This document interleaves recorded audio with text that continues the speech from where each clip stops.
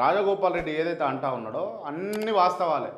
కాంగ్రెస్ కాంగ్రెస్ పార్టీలోకి ఇతర పార్టీ అయినటువంటి బీఆర్ఎస్ నుంచి వచ్చినటువంటి వాళ్ళకు పెద్దపీట వేసిరు, మంత్రులను చేసుకున్నారు.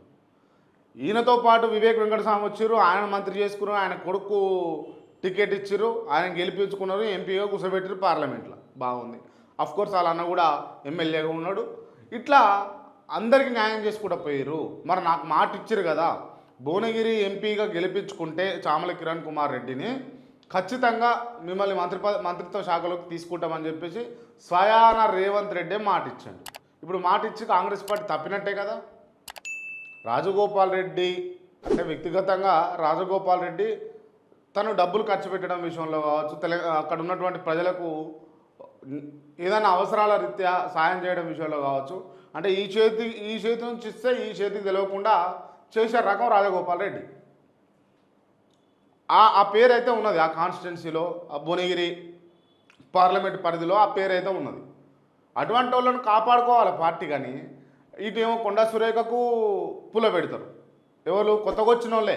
కొండా సురేఖ ఇవాళ అటు ఇటు అయిపోయింది అని అంటే అదంతా క్లియర్ గేమ్, రేవంత్ రెడ్డి ఆడిచ్చిన గేమ్. మనం గతంలో కూడా గమనించాలి. కేటీఆర్ను సమంత అని అదని ఇదని చెప్పేసి ఓ లింకులు పెట్టి మాట్లాడింది చూసిరా మీరు కొండా సురేఖ. అవి కొండా సురేఖ స్క్రిప్ట్ కానే కాదు, కొండా సురేఖ స్క్రిప్ట్ కానే కాదు, అది క్లియర్గా రేవంత్ రెడ్డి స్క్రిప్ట్. గతంలో ఈ రాజగోపాల్ రెడ్డి వాళ్ళు అన్నను వెంకటరెడ్డిని ఉంటే ఉండు లేకుంటే అని అన్నాడు కదా అద్దంకి దయాకర్ కూడా ఆ మాట అనలే. అనిపించింది క్లియర్గా రేవంత్ రెడ్డి ఆడే ఆటలో వీళ్ళంతా కూడా క్లియర్గా పావులైపోతూ ఉన్నారు, వీళ్ళు సమిధలైపోతూ ఉన్నారు. వీళ్ళని ఒక రకంగా ఒక కీలుబొమ్మల లెక్క ఆడుకుంటా ఉన్నాడు.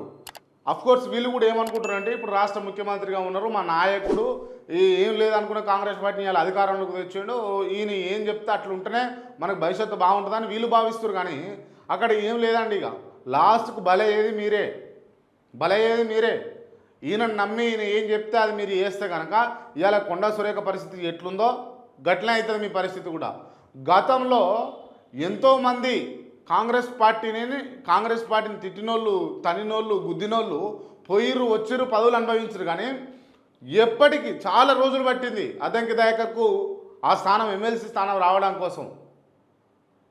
దానికి ఆ గ్యాప్కు రీజన్ ఎవరండి? రేవంత్ రెడ్డి కాదా? రేవంత్ రెడ్డి అనిపించిన మాట కారణం కాదా? దయచేసి దీన్ని ఖచ్చితంగా అందరూ ఆలోచన చేయాలి. ఇవాళ ఏదో మిడిసిపాటుతోటి, తొందరపాటుతోటి, లేకపోతే ఉన్నాడు కదా మన నాయకుడు అని చెప్పేసి మీరు జబ్బలు గుద్దుకుంటే దాని తర్వాత జరిగేది ఏం లేదు. ఇది గ్రామ స్థాయిలలో, మండల స్థాయిలలో, నియోజకవర్గ స్థాయిలలో కూడా ఆలోచన చేసుకోవాలి కార్యకర్తలు. ఏంది అని అంటే కార్యకర్తలు నాయకుని బలం చూసుకొని, అంటే మీద ఉన్నటువంటి కాన్స్టిట్యున్సీలో ఉన్నటువంటి ఇన్ఛార్జ్ బలం చూసుకొని, లేకపోతే ఇప్పుడు ఉన్నటువంటి స్థానిక ఎమ్మెల్యేల బలం చూసుకొని ఏం చేస్తారు అని అంటే అవతల పార్టీలను గుద్దుతారు, తిడుతారు, తంతారు, అన్నీ ఆగమం పనులు చేస్తారు. దాని తర్వాత జైల్లో పడేది మీరు, జైల్లోకి పోయేది మీరు, శిక్షలు పడేవి మీకు, కేసులు అయ్యేవి మీ పైన, ఇబ్బంది పడేది మీ కుటుంబం, ఆగమయ్యేది మీ కుటుంబం.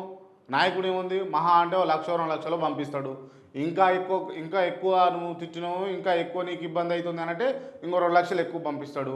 అంతే. ఆయనకు పోయే పైసలే. కానీ ఆయనకు ఇంటికాడ ఆయన భార్య పిల్లలతోటి మంచిగానే ఉంటాడు, కుటుంబ సభ్యులతో మంచిగానే ఉంటాడు, చుట్టాలతో మంచిగానే ఉంటాడు, ప్రజలల్లో తిరుగుతాడు, పేరు మంచిగానే ఉంటుంది, అన్నీ బాగానే ఉంటాయి, చేయాలనుకున్న పనులు చేసుకుంటాడు, తినాలనుకున్న తిండి తింటాడు. ఇక్కడ ఆగమైపోతుంది ఎవరు? గ్రౌండ్ లెవెల్లో ఉన్నారు. సేమ్ యాజ్ ఇట్ ఈజ్ ఇక్కడ కూడా అదే. రేవంత్ రెడ్డికి చెక్కు చెదరలే. కొండా సురేఖ ఉంటే ఉండు లేకుంటే పో అన్న పరిస్థితికి ఇవాళ కొండా సురేఖను కార్నర్ చేసిరు క్లియర్గా. ఏముంటుందండి, మంత్రి పదవి ఇచ్చిర్రు. కానీ మంత్రి పదవి పేరుకే, కానీ మంత్రి పదవి ఓన్లీ రబ్బర్ స్టాంపులకే పరిమితం అయితే ఆ మంత్రిత్వ శాఖలో ఆ మంత్రికి కుసబుద్ధి అవుతుందా? తప్పు కదండి రేవంత్ రెడ్డి గారు. మిమ్మల్ని